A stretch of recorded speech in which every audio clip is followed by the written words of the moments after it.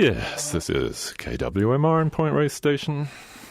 And this is Let's Talk Call-In Radio. Is that what it is? Oh, my goodness. You're not on, Stephen. This is Let's Talk, getting to the root causes of the important issues of the day. This on-the-air community forum knows, it doesn't just believe, it knows that your voice matters and welcomes all thoughts and views without too much judgment. Please join today's conversation by calling 415-663-8492 or 8317-663-8317. And in the studio today, Stephen Hurwitz. If anybody knows where I am, would you please bring him over here? Fully in control of the entire show. You need to pot us down a little bit, I think, Stephen. We're a bit hot there. And Shelley Rugg. Good morning, everyone. Good morning, and I'm Paul Raffel. So, today, I thought it would, since it's in the news so much, I thought perhaps it would be good to hear what our listeners think about the Green New Deal, the resolution that's been introduced or is going to be introduced. I'm not sure if it's actually been introduced yet, but they're writing it in the Senate and in the House, it's a broad set of goals for the future. Right. By one of the authors is, of course, Alexandria Ocasio-Cortez. Oh, very good. We can call her AOC, I think. AOC. So, give us a call if you have thoughts about the Green New Deal for 1-566-38492. You'll hear a funny little buzzy noise as Stephen puts you in the system, and then wait until he says you're on the air, and then give us a name. Any name will do. Turn your radio down, and please keep the language clean. Absolutely. Even if you want to rant about something, keep it clean. So, Green New Deal. What do you think? How do you not like it? I was interested to find out that it was a little broader than I imagined when I heard the name Green New Deal. I just went straight to climate change, ecology, but it goes way beyond that. Yeah, it's social and economic and environmental. Yeah, it's very broad ranging, and no suggestions as to how it's going to be funded. But things like there is taxation to be considered. There is we're getting into the funding already, but what is it all about? Let's see. Let me just bring up a list. I think here we are. Here it's recommendations. The authors of a Green New Deal. Yes, okay. Oh, that's the other Green New. Oh, that was the one that was introduced. Okay, so Green New Deal is not a new thing. It was introduced in 2008.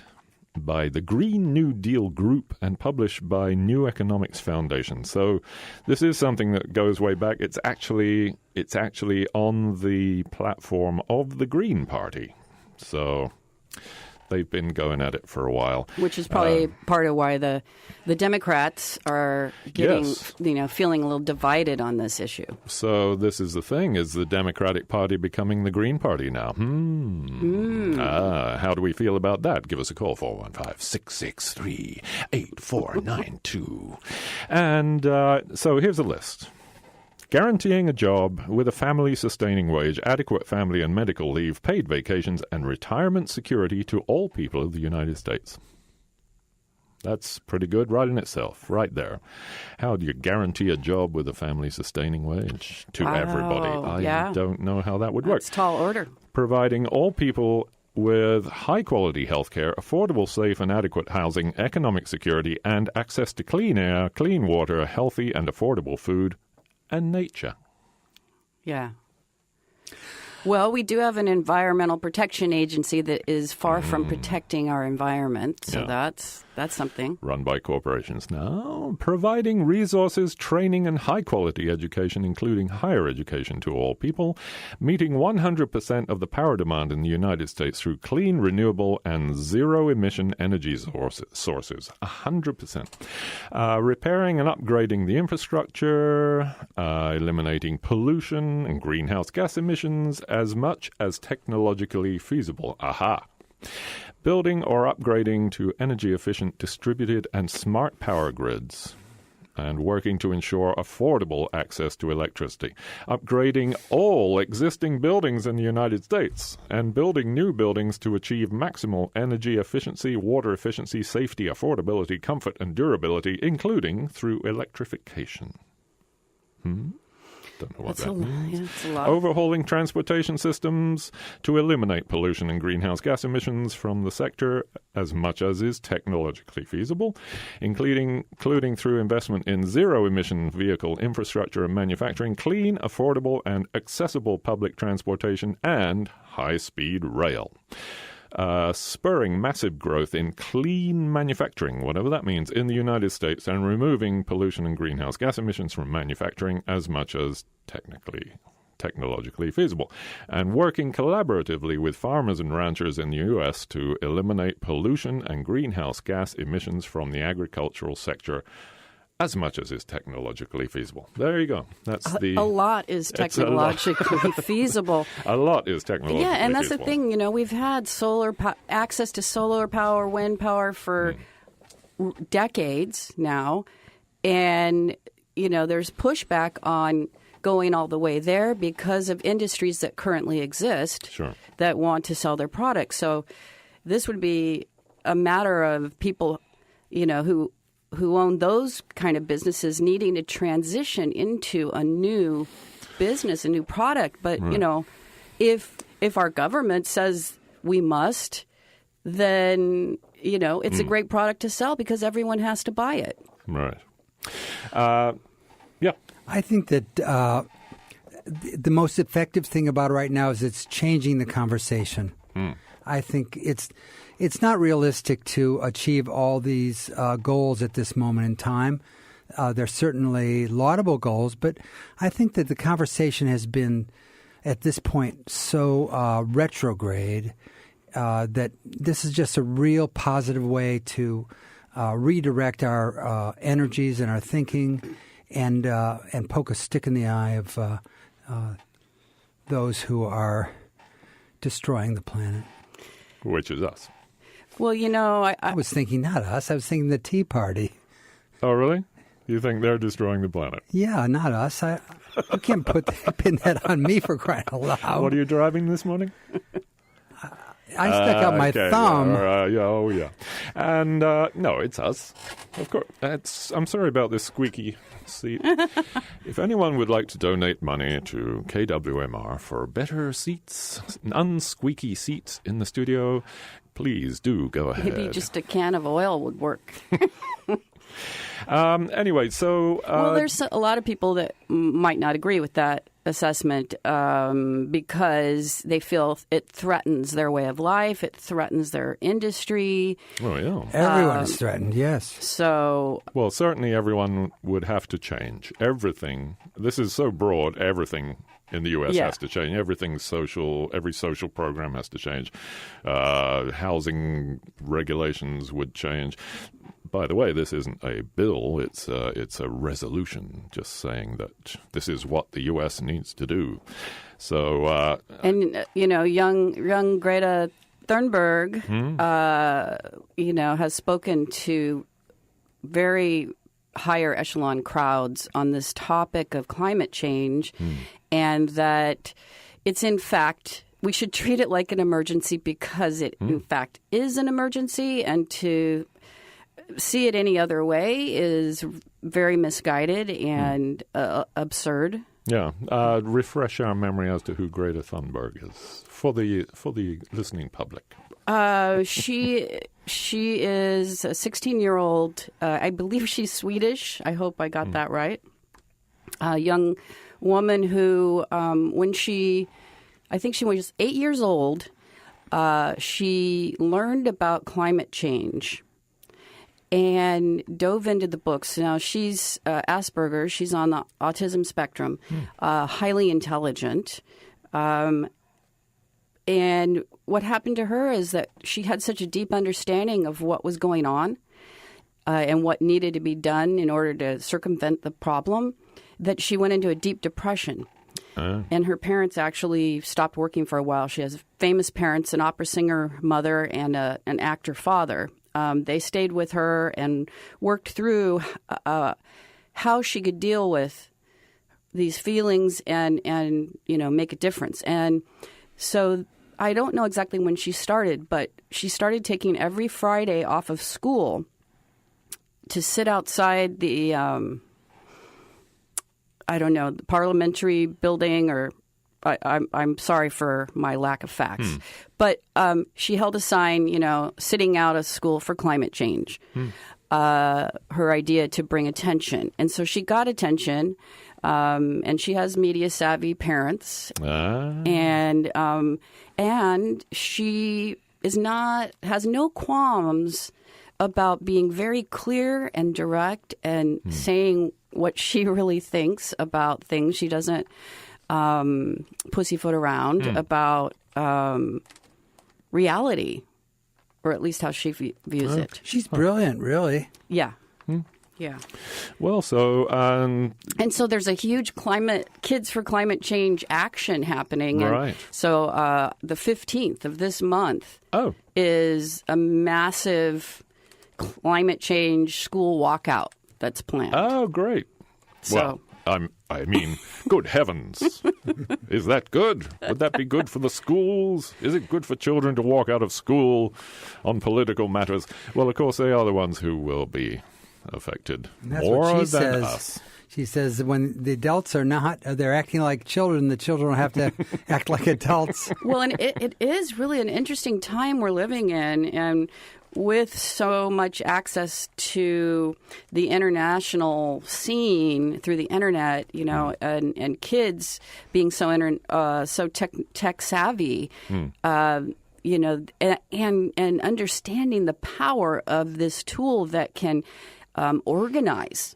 Yeah. It can make things happen. Yeah. And I think it's a stunning commentary of our time that kids are having to become politically active at such a young age. And to be summarily dismissed by the politicians that they go and lobby. Well, yeah, the infamous, the Sunrise Movement going to Dianne Feinstein's office. Our very own Dianne Feinstein. Thank you, Dianne. That was heartbreaking. So caring. You didn't vote for me. Oh, wow. Okay. Yeah, you don't understand how things work. Yeah, I've been doing this for 30 years. Yeah? Okay. A little too long. Anyway, and the other star, of course, is Alexandria, AOC. Yeah. So Sebastian Gorka, wonderful guy, Hungarian, well, what can I say? He's... I don't know what he actually does except go on Fox News and make ridiculous statements. This referred to the Green New Deal as what Stalin dreamed about but never achieved, and that they want to take your pickup truck. They want to rebuild your home. They want to take away your hamburgers. And that became a little meme for the Fox News. Oh, they're taking away your hamburgers. And, of course, our president thinks it's very important for the Democrats to press forward with their Green New Deal. It would be great for the so-called carbon footprint to permanently eliminate all planes, cars, cows, oil, gas, and the military, even if no other country would do the same. Brilliant. We do have a caller, by the way. That was our president saying that. So what do you think? Is that, I mean, obviously they're going after one of the most polluting industries, which is farming, the way it's done now. So, yes, we have a caller. Well, that's what I mean by changing the conversation. Yeah. Well, hello. Is it me? Oh, well, hello. You won't believe why I'm calling. The noise from Dana's stove is outrageous. Paul, where are you? That isn't. You should stop by. I know you're on your way back. Don't go to Petaluma, for instance. My serious Green New Deal is that the old New Deal was an amplification of activities that were already occurring on the ground.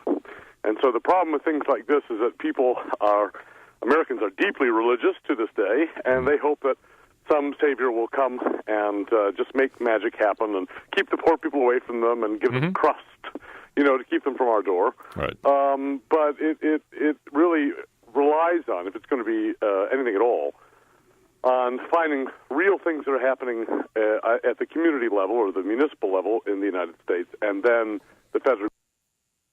This is KWMR Point Reyes Station. The following is a required weekly test of the emergency alert system. In an actual emergency, like a flood, fire, or tsunami warning, an official message will follow the alert tone. But this is only a test.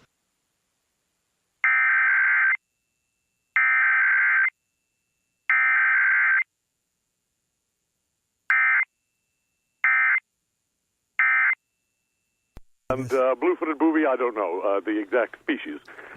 But they need to create an example of how you can have a local energy supply that is carbon-free, that is owned by individuals and businesses and communities collectively in some cases.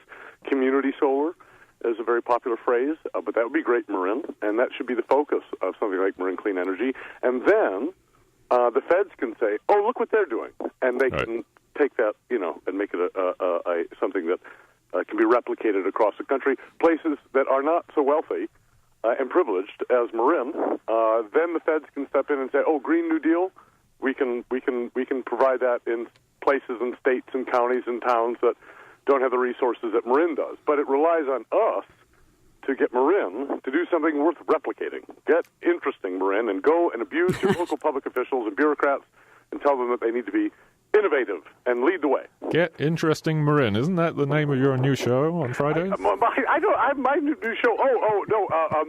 Actually, the best suggestion I've had for the name of my new show, 9 a.m. tomorrow, will be on with Ronald Suney. Oh, look at this, a plug.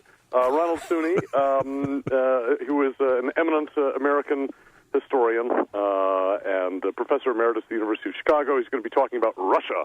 He is a historian, and we'll talk all things Russia, if that is what is fascinating the folks these days. But the best suggestion I had for a show name was Let's Listen. Wait a minute.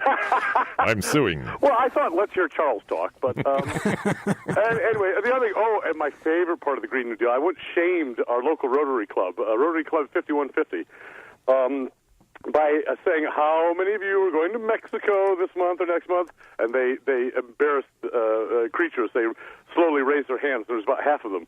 My favorite part of the Green New Deal, which is one I'm sure everyone thinks is absurd, is no air travel. You'll all have to stay home and talk to your neighbors.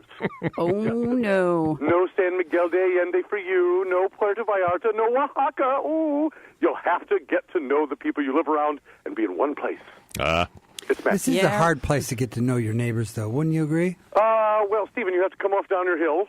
Yes. Principessa, come on. you have to come mix. I don't know who this is on the phone, but there is a guy called Charles Schultz who knows everyone on the east shore of Tomales Bay, at least, better than I do, who've lived there for 25 years. So. And when I called Paul after Steve and Fred and I had been dropped off by Skip on a barge at Nick's Cove to come down and have a Manhattan, a diet drink, have a Manhattan, your stomach will flatten. He denied me. There you are. There you are. Friends. But yes, on a community level, of course, it's where it has to start. Well, thank you guys so much for doing the show, and Let's Talk is fabulous, and I hope to see you all soon in person. All right, Charles. Yes. All right, thank you. Bye-bye. Bye. Yeah, very good. So, yes, again, we come back to because the federal government is too big. They try to apply cookie cutter things to the entire country, whereas as Charles said, if you take an example of a community, a wealthy community such as this, that could do amazing things and set examples that could be replicated certainly through California, because California's government is certainly more apt to apply some of this Green New Deal suggestions and go for some of these goals. When the rest of the country starts to see that it's actually paying off, then of course they'll copy it and say, "Oh, it was our idea anyway. We wanted to do this, didn't we?" Yeah, one of the things that happened at one of the councils that Greta Thunberg spoke, she said, all of you came here on private jets. Exactly. And she went for days on a train. Yeah. So she definitely walks her talk. Yeah. And I think that's, that would be something that we could all at least work on is, when we become aware of the things that could make a difference, that we start to embrace them in our own lives and really try to walk our talk as much as possible. And just like Charles was saying about us potentially leading the way with some innovative ways of dealing with some of these things, I think we can all provide that same leadership on, an individual basis. And of course, part of the Green New Deal goals is trying to give everyone have everyone be able to afford to live in this country. And so, everyone flying on their private jets to a climate change conference. Yeah. We have to wake up. That's poverty again. It wasn't a climate change conference. It was the most wealthy people, the big shots getting together to figure out what their next move was. Yeah. But it's like the climate change conference in Rio a few years ago, People from here went there, of course, because it's about climate change. They all flew down to Rio. Right. When you can do it perfectly well online anywhere. It illustrates, very dramatically the nature of... You just turned him off. There wasn't anyone there? Oh. How do you know? Well, anyway, the hugeness of this situation. Yeah. Anyway, I lost my train of thought. Yeah. Try pot it up, Stephen. The phone. Are you there? Do we have a caller on line one? Yes, you do. Oh, okay. You did it, Stephen. I almost sent you into What's your name, caller? Cyberspace. My name is David. Hi, David. And I plan to watch my language. But long ago, I realized that a lot of the root of our challenges that we face today is that we want to go somewhere, for millennia, thousands and thousands of years. 5 or 10 or 20 miles was a long, long way to go from home. To go to another village was a long, long way. Mm-hmm. And people didn't do that much. And now we want to go to Rio, or I'm going to go to Denmark in a month or so. And tourism is a huge industry. Well, it's not just tourism. I mean, it's visiting. I'm going to go visit family. Right. It's so, there are all kinds of quote justifications for it, but the idea that we want to go somewhere other than maybe on horseback is it's not sustainable. That's regional, though, David. I grew up in Ohio, and the idea of going a long way is very different from the idea of going a long way in California. I remember when I got here, I was staying with a friend. He said, let's go out. This was in Los Angeles. Let's go out for pizza. We got on the freeway and we just kept driving. I said, 30 minutes later, we got to their favorite pizza place. You could drive to Cleveland from where I lived. Now you can 3D print one. Mm-hmm. So I think it matters where you live as well. I think it's regional. I'm sure people in Columbus are driving 30 miles for 30 minutes for pizza too, here and there, but maybe not as much. But sure, it's all relative. If you're from Ohio, please call in. It's 663-8492. The Sandusky hotline. They're listening. I've got fans there. Yeah, so yes, of course, we all feel the need to explore. And, of course, wider travel and going to other countries has helped It helps us be less xenophobic.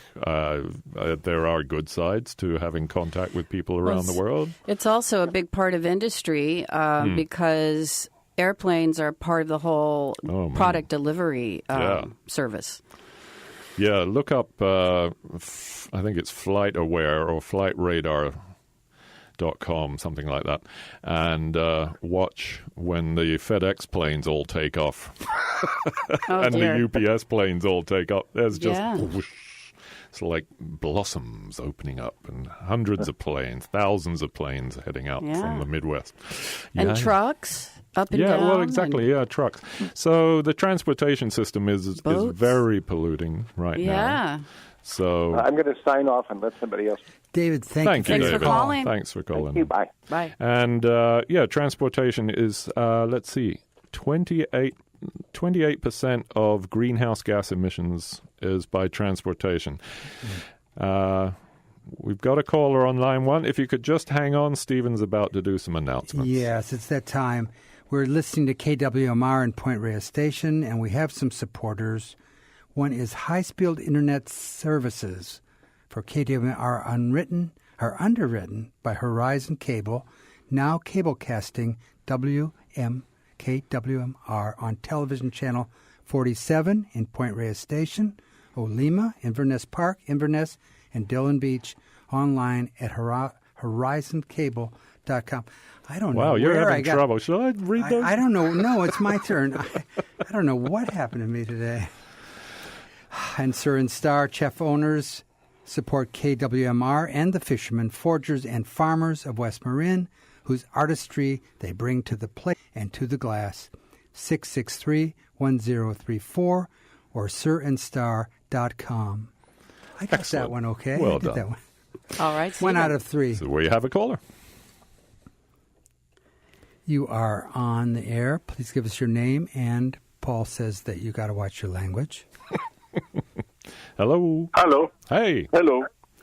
You're there. This is Emmanuel. I'm going to watch my language. Good. All right, Thank thanks. you. Yeah. Keep it English.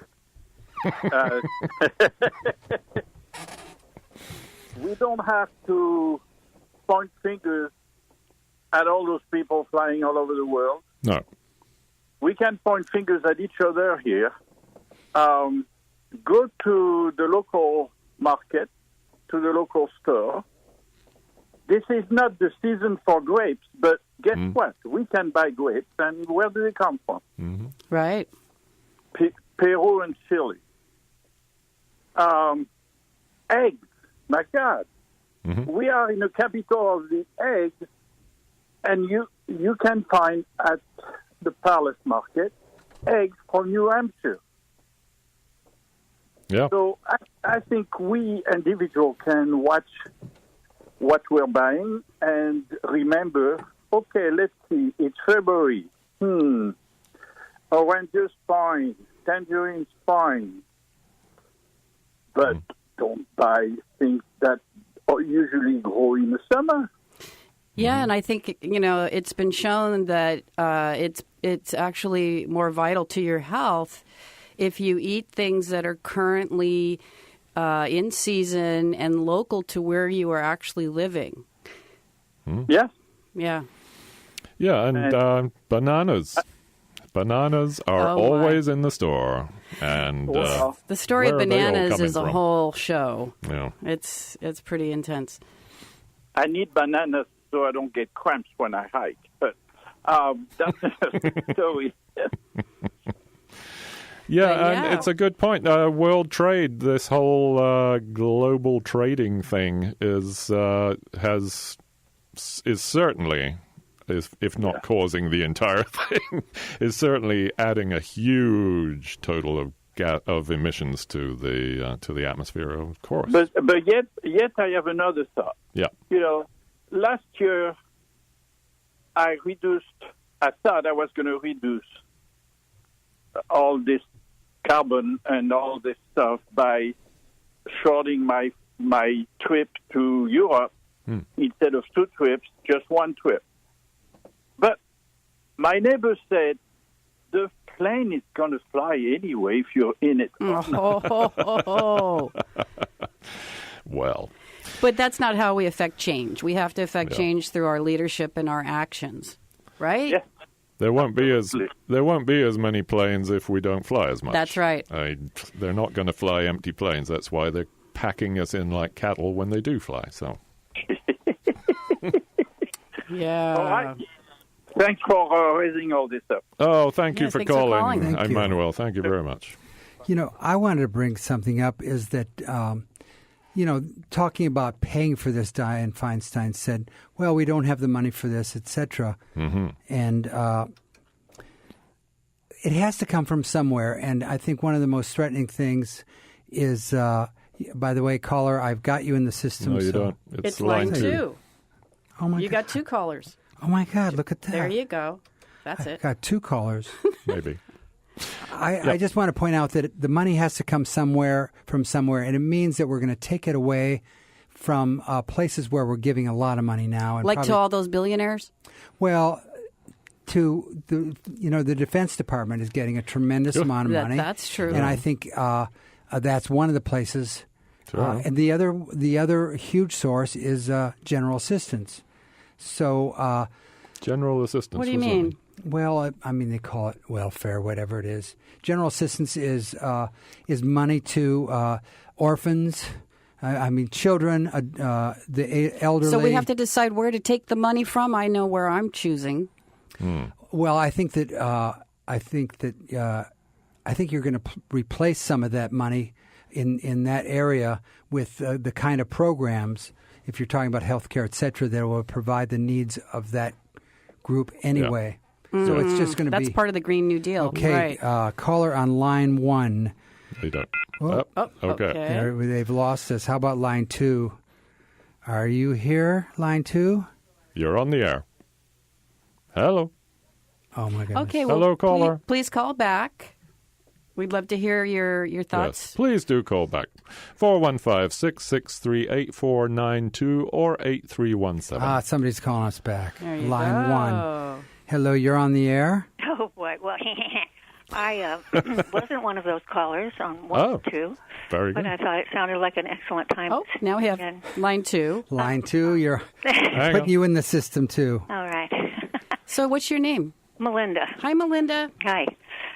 Thanks for the program. The thing that I remember that always strikes me about Roosevelt's New Deal, it's the obvious thing, which was the support of artists and craftsmen. And the beautiful bridges and beautiful public buildings that got built, giving those folks work and the avenue to express themselves, and be a public blessing, really, to have these things built. There were fire stations, libraries, schools, and some beautiful bridges along the coast of California. That's all I know about it. But I just remember seeing these things and thinking, oh, it's so gorgeous.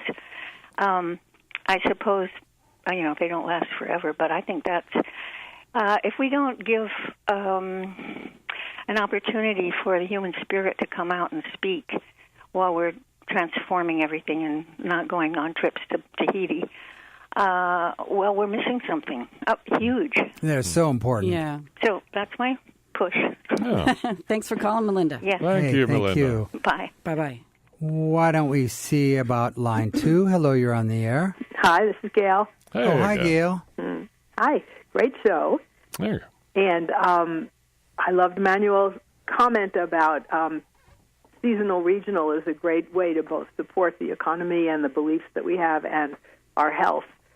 But I was really called up to say something kind of similar to what Melinda just said, that the New Deal, the way I understand it, we always go first to this notion that how are we going to pay for it? But this was a radical notion to create the jobs, that would then allow people to be self-sustaining and have personal respect. And, I mean, you drive around the country, it's like the roads in Colorado were cut, around that time. And infrastructure, training, loans, it was like a whole series of programs that allowed people to both meet the needs of the country and be rewarded for it. So, it just seems like the basis is the changing the priority.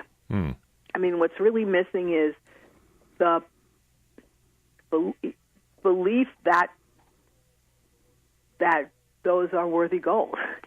Right. They are, and that people deserve to be supported. That the economy exists as a whole, and that for one person to succeed, I mean, for the country to succeed, really, the people have to succeed.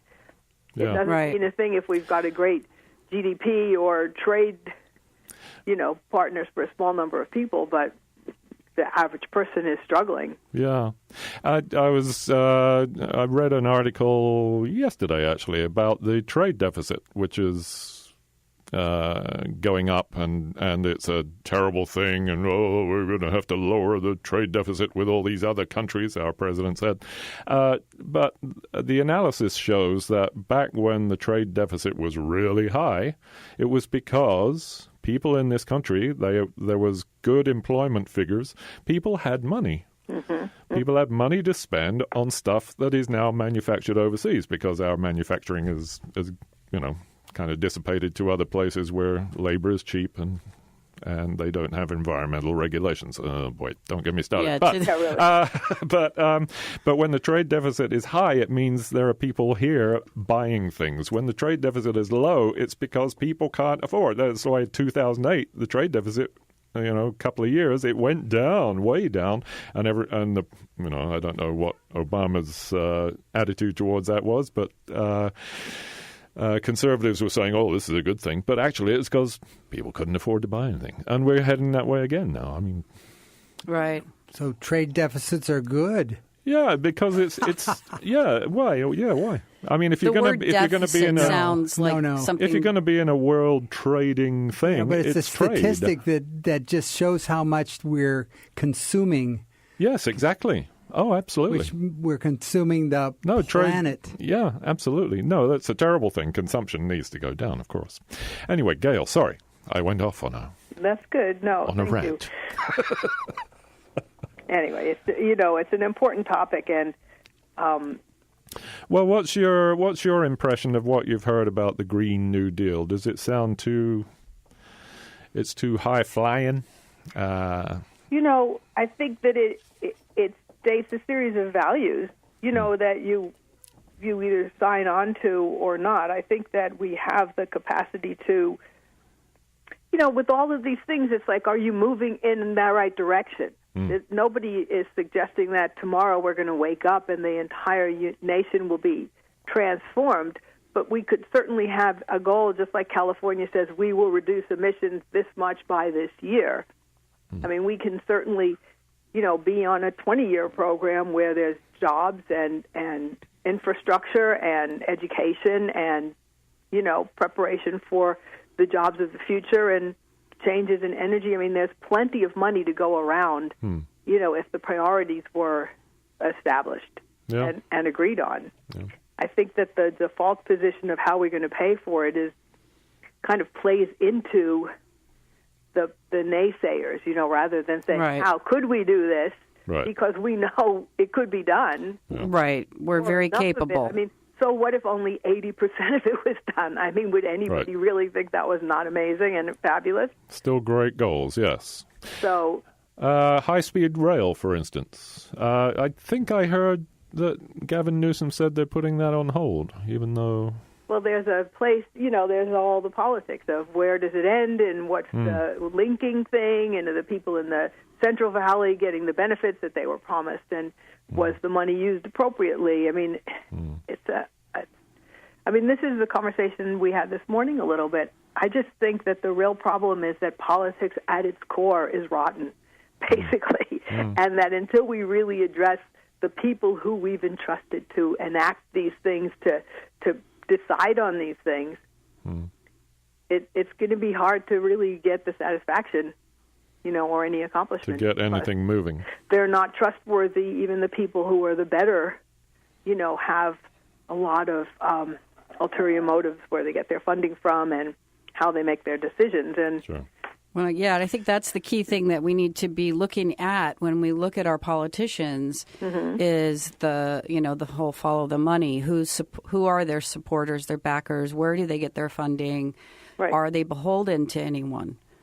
Well, who are they? Getting the money out is the only thing that can save us. That's been the tradition, and yeah, we need to change that. And I think there's some young new politicians that are actually trying to do that. Well, of course, that's so to me, in a sense, these other conversations are, they're what I would like to see, but I also feel that it's hard to have the substantial movement in those directions when the foundation is so shaky. Yeah.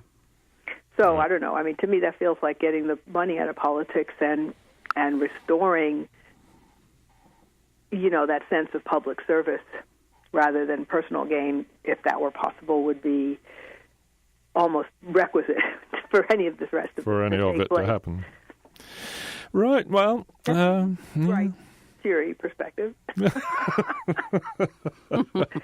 Well, it's definitely the bottom line is none of this is going to be easy, and it has taken many, many years for it to get to where it is today.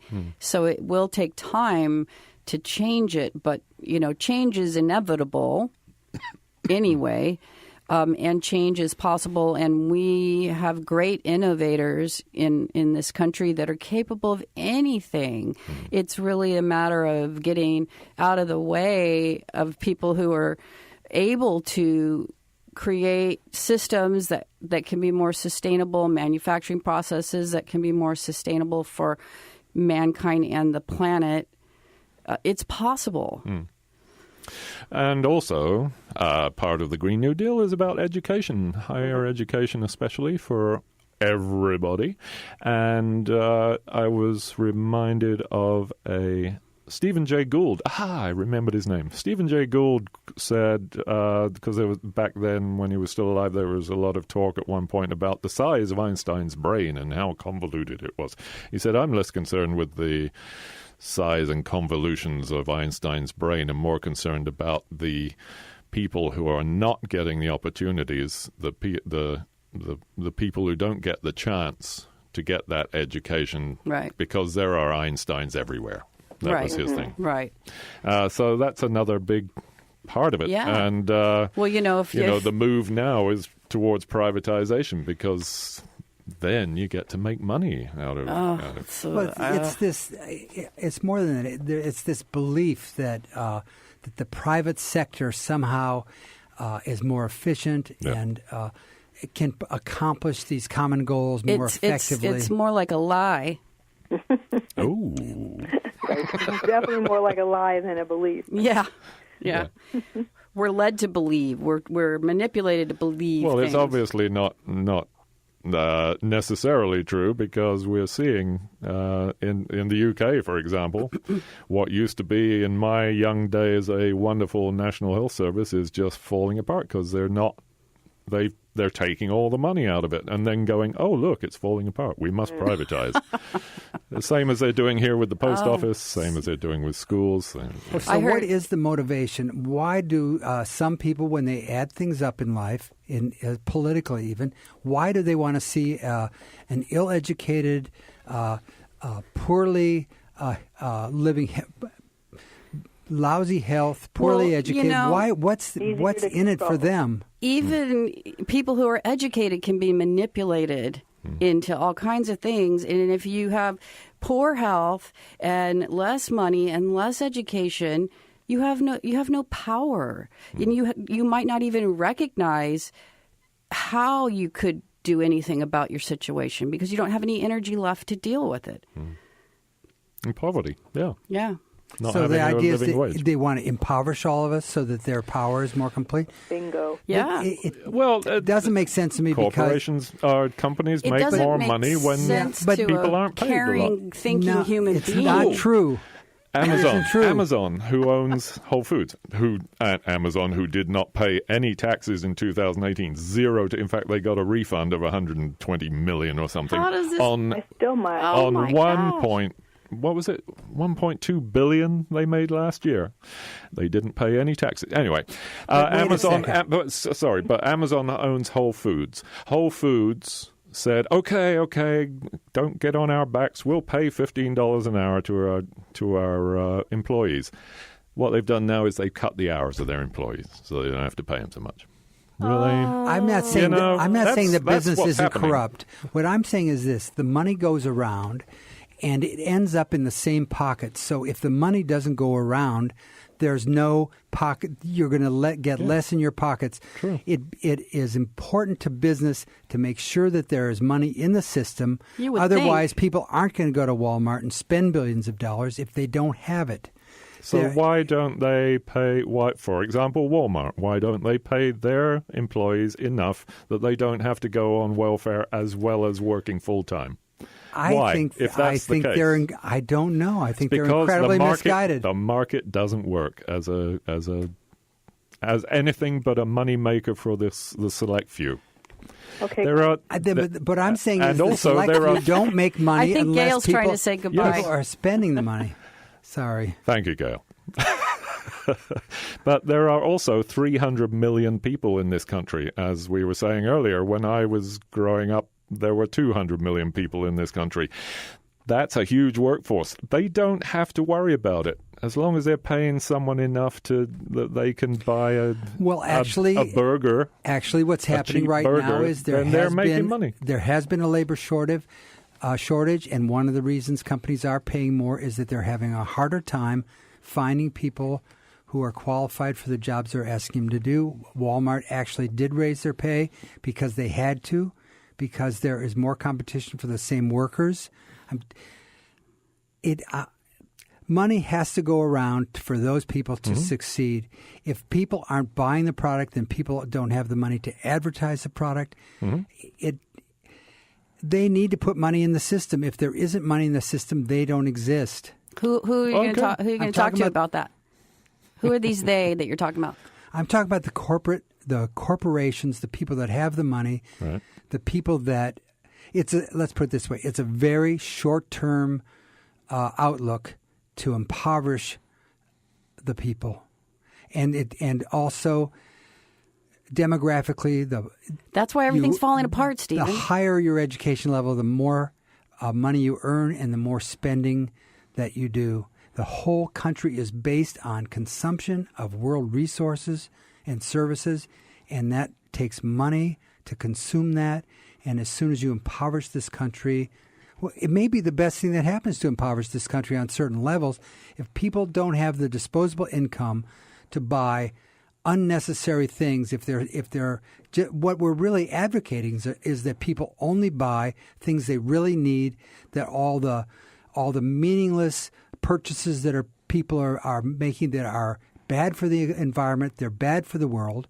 We're asking for them not to buy those things, and disposable income is what is feeding that system, and perhaps having less disposable income from a planetary point of view would be a better. Good thing. Yes, absolutely. Yeah, I'm all for it. All right. I saw this. So maybe Walmart should cut pay back. I saw Maybe this they should just go out of business and just take their billions. That would be wonderful. Go to Aruba where their money already is, and just lie on the beach and just, yeah. I caught a little snippet of a conversation on a TV show called The View. And they were talking about, they had on Representative Tulsi Gabbard, and Tulsi Gabbard comes out of Hawaii, and she basically espouses pretty much all the stuff that's in the Green New Deal, although she said that she doesn't think it's quite fleshed out enough, but right. It really, I think, is supposed to be sort of a guidepost. It's just a set of goals. Yeah, but she was talking about Medicare for all, and that this would mean that whether you're wealthy or not, you would be able to have health care. And one of the panelists, most of the panelists were very irate around this woman, Tulsi Gabbard. They felt so like the anger was palpable. So the one woman said, so does that mean I won't get to have my health care that the doctor I choose. And it's like this idea that if everyone is taken care of, that somehow it takes something away from me. Yes, that's right.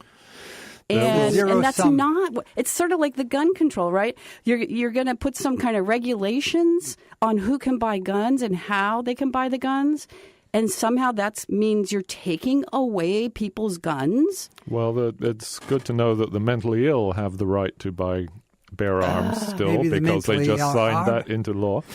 But yeah, no, you're right.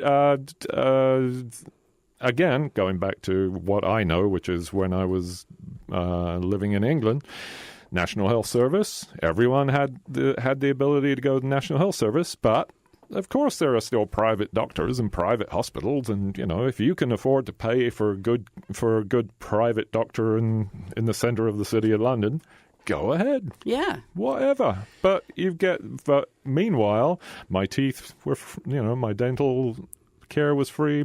Anytime I came down with something, the doctor would visit my house, and it was all free. Yeah. Yeah. But, we didn't have to pay at the time. Nothing's free, of course. I think we do have a caller, but I think that what you were describing, Shelley, is really the zero-sum thinking. Is for somebody else to get something, somebody else has to lose something. Right. But I'd like to go back to what we've been talking about for a year, and that is everybody has to lose something. Everyone has to give up something. Right. We're talking about giving up all that plane fight. We're giving up all that consumption. Yeah. So it's not just it's not just somebody losing on that. It's right. just everyone. We have to it's wipe never the a one-way street. Right? I know. We have a caller. I'm going to put you on right now. Who are you? And keep it clean. Do you have a good vocabulary? Hey, this is Marcel. Marcel. Hi, Marcel. I was calling near the end of the program because you guys are so interesting. And I said, well, let me wait until they finish their thought. Anyway, I got through. Okay, here's the thing. The Green New Deal is great, and you have to start positively. With this fascist Trump in office, people are going negative. They've been going negatively, and, you got to do the right thing. You got to go the opposite direction, and that's what they're doing, which is great. Now, with Dianne Feinstein, she's a member of the system. She's a member of the establishment. She's a millionaire. She's been supported by big business, big corporations. Right. So she has to protect them. And the bottom line is protect the system. And she's in the system. She's part of the system. And she doesn't want to change it. She doesn't care about the planet. She just cares about herself and the system. That's the way most of these establishment politicians are. The second thing is about getting the money. The money, first of all, they could tax the rich. They just gave the rich, super rich, tremendous tax cut, and we're paying for it. And the other thing is, of course, they could cut the military. $700 billion is spent for the military. Trump just increased it. And it's probably more, but a lot of the money spent for the military is hidden. And the thing is, this is the greatest empire in the world.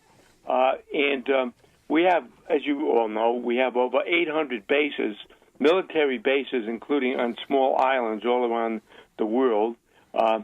And now Russia, our big enemy, has 9 military bases. 9. Do you have any ideas about how we could convince our leaders to reduce our military? Well, that's an excellent question, because the problem is, and you might have spoken about it in one of your programs, what they do is the military, they make their arms in a lot of states, you see. Exactly. And so the representatives come up and they say, well, all these people they're working in the military. Absolutely. They're working to make arms. So you got to protect their jobs. Yep. You can't take the jobs away. Mm-hmm. Right. That's the argument. A big power push.